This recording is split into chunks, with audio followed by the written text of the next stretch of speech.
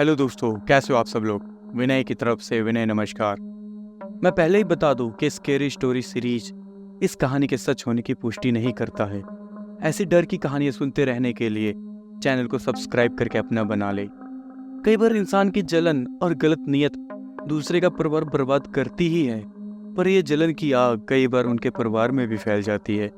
ये बात केशवलाल से बेहतर कौन जान सकता है। ये कहानी हमें अंकित ने शेयर किया है। अब कहानी अंकित की जुबानी। ये एक सच्ची घटना है, तो कुछ कारणवश पात्रों के नाम और जगह का नाम बदले गए हैं। तकरीबन 1.5 साल पहले की बात है। बनारस से 15 किलोमीटर दूर एक गांव था। उसी गांव के पास एक परिवार का रहन बसेरा था। ये एक ज्वाइंट फैमिली थी। उस परिवार में 2 भाई रहते थे।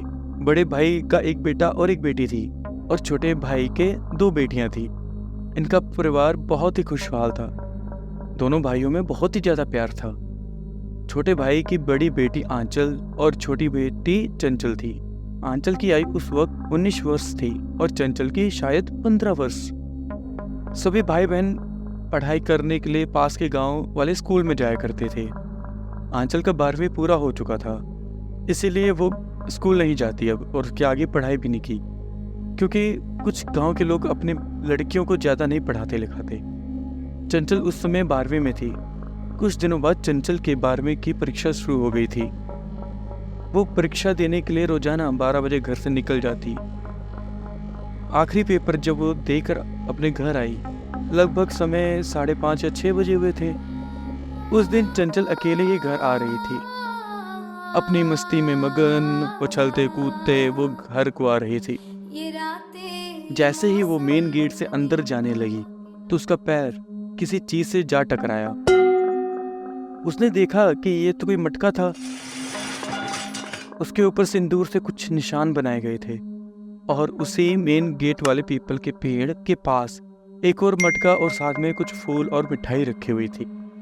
ऐसा लग रहा था कि किसी ने जानबूझकर ही वो सब उसी टाइम उसी जगह चंचल के लिए रखा हो, जैसे उस व्यक्ति को पता था कि किस टाइम चंचल वहां आएगी।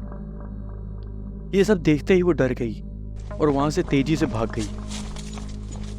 भागते भागते वो अपने कमरे में पहुंची और पूरी घटना अपनी माँ को बता दिया, लेकिन उसके घर वालों ने उसकी बात पर ध्यान नहीं दिया।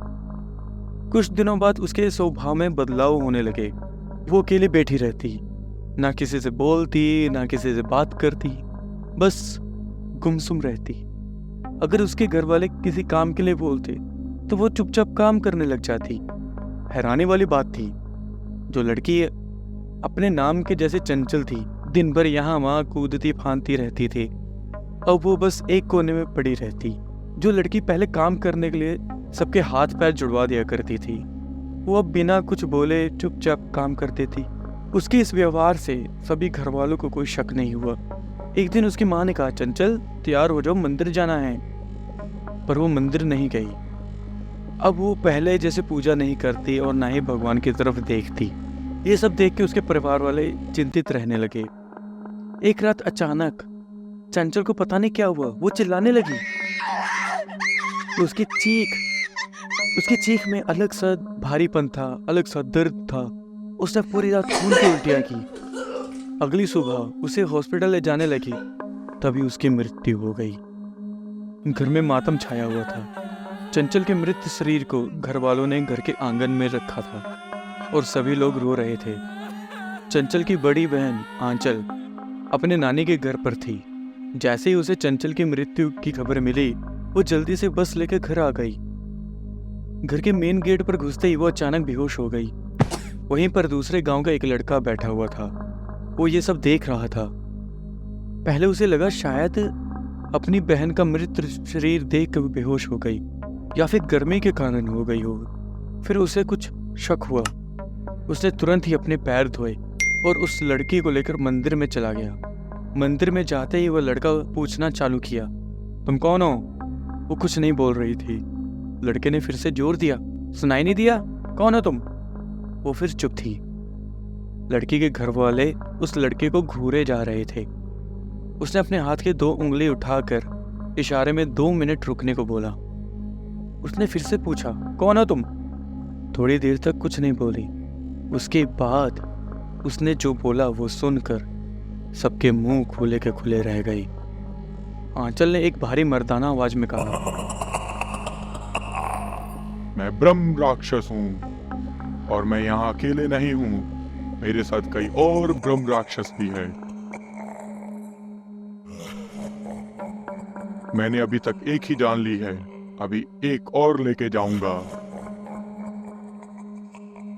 इतना कहते ही वो लड़की फिर से बेहोश हो गई। घर वाले उस लड़के से पूछने लगे कि ये सब क्या है, क्या हुआ इसे, ये क्या बोली जा रही थी। उस लड़के ने कहा कि ये ब्रह्म राक्षस के कब्जे में है।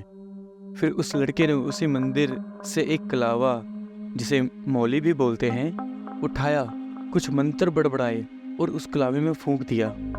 इसके बाद उसने उस कलावा को आंचल के दाहिने हाथ में बांध दिया और सख्त हिदायत दी कि कुछ भी हो जाए 21 दिन तक ये कलावा खुलना नहीं चाहिए। अगर खुल गया तो ब्रह्म राक्षस अपने वादे के हिसाब से इसकी जान भी ले लेगा। और कहा, आप लोग चंचल की आत्मा की शांति के लिए 21 दिन के बाद पूजा करवाइए और 21 ब्राह्मणों को खाना खिलाइए। ये 21 दिन उस परिवार के लिए नरक जैसे थे। बार बार आंचल उस कलावे वाले बंधन को तोड़ने की कोशिश करती, चिल्लाती रहती, सबको मारने की धमकियां देती। आंचल के परिवार वालों ने उसे बांध के रखा था और बहुत खास ध्यान देते थे कि कहीं वो अपना बंधन ना खोल दे। उसे जब कुछ खिलाने लगते तो वो उनके ऊपर ही उल्टियां कर देती। बहुत कमजोर हो गई थी। 10 दिन में ही उसका वजन 15 किलो कम हो गया था। 14वें दिन वही लड़का उनसे मिलने आया। उसने बताया कि किसी ने जानबूझकर ब्रह्म राक्षस को आपके परिवार के पीछे लगाया है। मुझे पता लग गया है कि कौन लोग है वो इंसान आपका बहुत करीबी ही है। उसे आपके परिवार से कोई परेशानी है या फिर कोई दुश्मनी है, इसीलिए उसने आपको बर्बाद करने के लिए ब्रह्म राक्षस को न्योता दिया है। उसे आपके परिवार के बारे में सब कुछ पता है, जैसे कौन कितने बजे कहाँ आता जाता है और किस रास्ते से। उसी ने जानबूझकर बाहर वाले पीपल के पेड़ के पास सब किया धरा था। उसे पता था कि चंचल यहीं से गुजरेगी। अगर आप सब बोलो तो ब्रह्म राक्षस को मैं उसकी तरफ घुमा दूं और वो अपनी प्रतिज्ञा उनके घर से पूरी कर लेगा। आंचल के पापा बहुत सीधे इंसान थे। उन्होंने कहा कि हम किसी और के परिवार को ये दुख नहीं देना चाहते जो हम झेल रहे हैं, चाहे उसकी नीयत गलत थी, चाहे कोई दुश्मनी है। हम नहीं चाहते उनके परिवार में से किसी की जान जाए। उनको सजा भगवान खुद ही दे देंगे। ये सुनकर लड़का मुस्कुराया। आंचल भी ये सुन रही थी और उसके अंदर से ब्रह्म राक्षस ने बोला, इतना अच्छा भी नहीं होना चाहिए। हमेशा बुराई का जवाब अच्छाई नहीं होता। आंचल के पापा ने बोला कि भगवान सब देखता है, इंसान को अपने अच्छे बुरे कर्म यहीं पर भोगने होते हैं। ब्रह्म राक्षस ने कहा, मुझे तुम्हारी बात अच्छी लगी।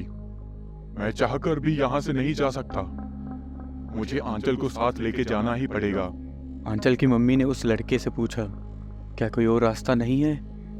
लड़के ने बोला, हाँ है, बस आप 21 दिन पूरे होने का इंतजार करो और घर में शांति पाठ करवा के 21 ब्राह्मणों को भोजन करवाओ। उसी दिन इसका समाधान मिल जाएगा। फिर उसके घर वालों ने 21 दिन के बाद घर में शांति पाठ करवाया और पंडितों को भोजन के लिए अपने घर आमंत्रित किया। सभी ब्राह्मणों को आदर सत्कार से बिठाया गया और भोजन परोसा गया। अंदर से आंचल जोर जोर से चिल्ला रही थी। उसमें जो बड़ी उम्र के पंडित थे उन्हें सब समझ लग गया था। उन्होंने बाकी सबको भी भोजन ग्रहण करने को बोला और एक बाबा के बारे में बताए कि उनको भी बुलाकर आप 7 दिन तक पाठ करवाएं। पंडित लोगों की बात सुनकर आंचल के माता पिता उस बाबा को बुलाए और 7 दिन का पाठ करवाया। उन बाबा ने आंचल को घर से बाहर बिठाया, अपना पूजा पाठ किया, फिर पूरे घर को मंत्रों से बांध दिया और गुथे हुए आटे के अंदर कुछ दाने भर के उसे गोल आकार दे दिया और उसे वहां रखने को बोला जहां बहुत सारी चींटियां हों। मैं इस ब्रह्म राक्षस को जानता हूँ, यह मजबूर है। जल्दी इसे इस जाल से मुक्ति मिल जाएगी और आपकी बेटी भी सुरक्षित हो जाएगी। आंचल की मम्मी ने कहा, बाबा जी, उस लड़के ने कहा था कि हमारा ही कोई करीबी है जिसने ये सब किया है। बाबा जी ने कहा वो बिल्कुल ठीक कह रहा था, ब्रह्म राक्षस से ही पूछते हैं। किसने उसे बुलाया है? मुझे केशवलाल ने बुलाया है तुम्हें बर्बाद करने के लिए। उसके मन में कपट है, क्योंकि वो तुम्हारी तरक्की से, तुम्हारे बच्चों की तरक्की से जलता है। उसके मन में है अगर तुम्हारे परिवार में सब खत्म हो जाए तो तुम्हारी सारी जायदाद उसकी हो जाएगी। आंचल के पापा ने कहा, भैया ने ऐसा क्यों किया हमारे साथ? अपने बाप से बढ़कर माना उन्हें। आंचल की मम्मी ने कहा, वो लड़का हमारे लिए देवता बनकर आया। अगर वो ना होता तो शायद हमारी दोनों बेटियां ना होती हमारे पास। बाबा जी मुस्कुराए। आंचल की मम्मी ने कहा, बाबा जी आप मुस्कुरा क्यों रहे हो? वो बंसी है, मेरा पोता। उस पर भगवान की असीम कृपा है। वो नकारात्मक शक्तियों को महसूस कर सकता है। उसके बाद आंचल ठीक होने लगी, पर उसकी बड़ी मम्मी केशवलाल की पत्नी धीरे धीरे बीमार होने लगी और कुछ ही दिन में उसकी मृत्यु हो गई। अब उनका जीवन पहले की तरह चलने लगा। बस फर्क इतना था कि उस घर को चंचल रखने वाली चंचल ना थी। साथियों, आशा करता हूँ आप सभी को ये कहानी अच्छी लगी होगी। अगर हाँ तो लाइक और कमेंट जरूर कर देना। हम मिलते हैं अगली कहानी में, तब तक अपना ख्याल रखना। जय माता दी।